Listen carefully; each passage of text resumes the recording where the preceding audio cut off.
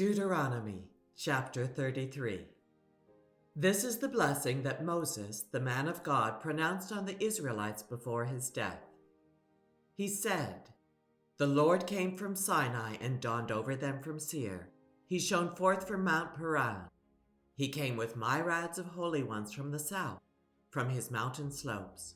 Surely it is you who love the people. All the holy ones are in your hand.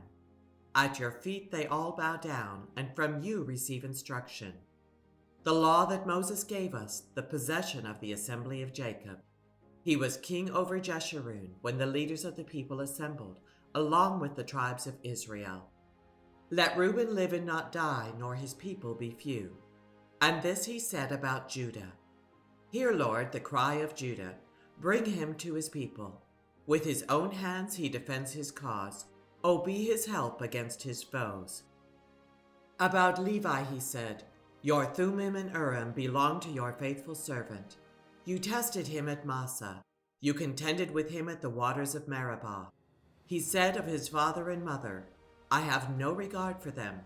He did not recognize his brothers or acknowledge his own children, but he watched over your word and guarded your covenant. He teaches your precepts to Jacob and your law to Israel.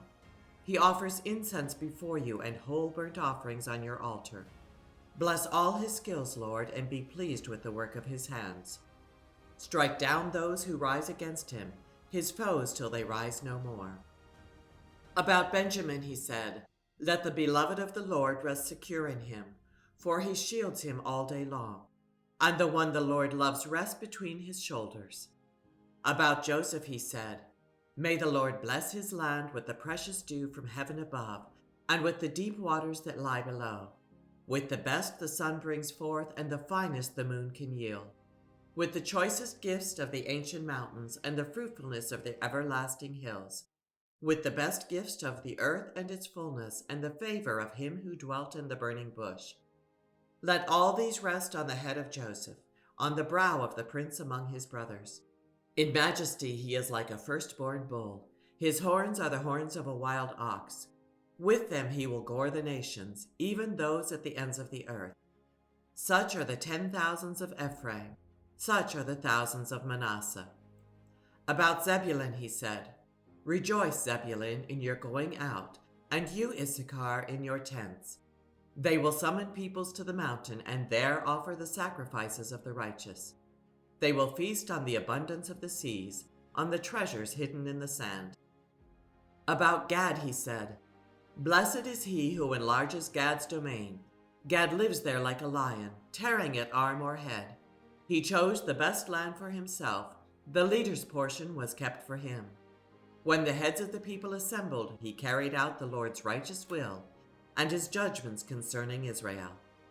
About Dan he said, "Dan is a lion's cub, springing out of Bashan." About Naphtali he said, "Naphtali is abounding with the favor of the Lord, and is full of his blessing. He will inherit southward to the lake." About Asher he said, "Most blessed of sons of Asher, let him be favored by his brothers, and let him bathe his feet in oil. The bolts of your gates will be iron and bronze, and your strength will equal your day.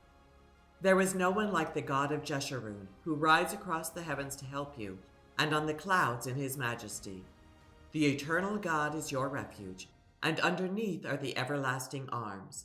He will drive out your enemies before you, saying, 'Destroy them.' So Israel will live in safety. Jacob will dwell secure in a land of grain and new wine, where the heavens drop dew. Blessed are you, Israel. Who is like you, a people saved by the Lord?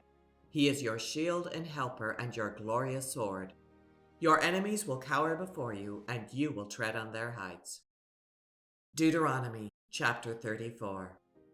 Then Moses climbed Mount Nebo from the plains of Moab to the top of Pisgah, across from Jericho. There the Lord showed him the whole land, from Gilead to Dan, all of Naphtali, the territory of Ephraim and Manasseh, all the land of Judah as far as the Mediterranean Sea, the Negev and the whole region from the valley of Jericho, the city of palms, as far as Zoar. Then the Lord said to him, "This is the land I promised on oath to Abraham, Isaac, and Jacob when I said, I will give it to your descendants. I have let you see it with your eyes, but you will not cross over into it. And Moses, the servant of the Lord, died there in Moab, as the Lord had said. He buried him in Moab, in the valley opposite Beth Peor, but to this day no one knows where his grave is. Moses was 120 years old when he died, yet his eyes were not weak nor his strength gone. The Israelites grieved for Moses in the plains of Moab 30 days, until the time of weeping and mourning was over. Now Joshua, son of Nun, was filled with the spirit of wisdom, because Moses had laid his hands on him. So the Israelites listened to him and did what the Lord had commanded Moses. Since then, no prophet has risen in Israel like Moses, whom the Lord knew face to face, who did all those signs and wonders the Lord sent him to do in Egypt, to Pharaoh and to all his officials and to his whole land. For no one has ever shown the mighty power or performed the awesome deeds that Moses did in the sight of all Israel.